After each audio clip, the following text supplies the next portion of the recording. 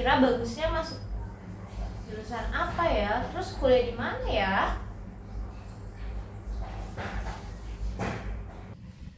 Stop dulu. Nah, kalian yang masih bingung dan galau mau masuk jurusan kuliah apa dan mau kuliah di mana? Yuk join bareng aku di UHAMKA, di program studi bimbingan konseling. Khususnya nih buat kalian yang biasa jadi pendengar tapi belum tahu mau ngasih respon apa. Terus buat kalian juga yang tertarik sama ilmu konseling. Nah, di sini jawabannya. Di program studi bimbingan konseling di UHAMKA, kita banyak belajar tentang kebekaan. Tidak hanya itu, fasilitas dan dosen-dosennya juga oke banget loh. Di sana kita banyak banget mempelajari tentang banyak hal yang berhubungan dengan kebekaan. Tidak hanya itu, ada mata kuliah AIK yang membuat kita jadi balance. Nah, masih bingung mau milih jurusan atau mau kuliah di mana? Jangan risau, jangan cemas. Program studi bimbingan konseling di UHAMKA udah berakreditasi unggul. Menarik banget kan? Nah, makanya nggak usah bingung lagi. Ayo, join ke UHAMKA bimbingan konseling. Ditunggu ya. Bye-bye. Oh gitu ya. Ya udah deh kalau gitu, aku OTW daftar sekarang.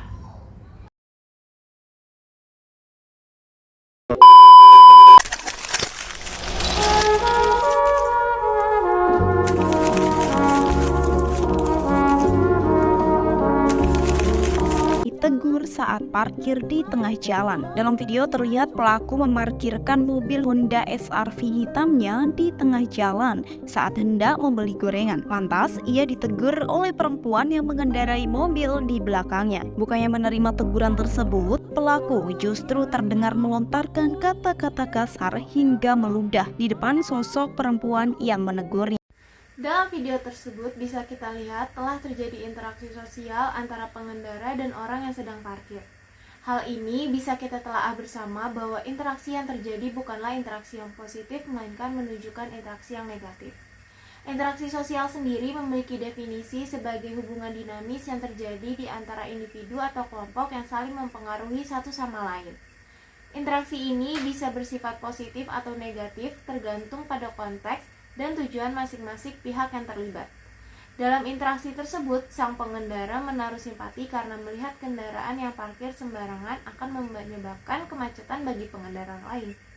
Sehingga ia memutuskan untuk menegur dengan maksud baik, tetapi malah mendapatkan perilaku kurang mengenakan dari pemilik kendaraan yang sedang parkir. Ia merasa tersinggung karena ditegur, sudah terlanjur merasa malu, dan itu menjadi salah satu bentuk self-defense mechanism bagi dirinya. Makanya ia cenderung menunjukkan perilaku negatif dengan meludahkan ke mobil yang menegurnya tadi. Dalam video tersebut timbulnya interaksi sosial karena adanya kontak sosial secara nonverbal yang didasari dari simpati terhadap kendaraan lain yang akan menimbulkan kemacetan jika kendaraan tersebut parkir sembarangan. Maka timbullah sebuah komunikasi sebagai bentuk teguran agar tidak parkir di tempat tersebut. Bentuk dari interaksi sosial tersebut masuk ke dalam kategori disosiatif yang dinamakan konflik. Konsep konflik dalam interaksi sosial tersebut bisa muncul karena adanya perbedaan paham dan kepentingan yang sangat mendasar, sehingga menimbulkan adanya semacam gap atau jurang pemisah yang mengganjal interaksi sosial di antara mereka yang bertikai atau menjadi bertengkar. Terdapat dua pola interaksi sosial yang terjadi pada video tersebut, di mana interaksi sosial terdapat di antara dua individu tersebut dapat menimbulkan konflik karena adanya pertentangan dari salah satu individu yang terlibat.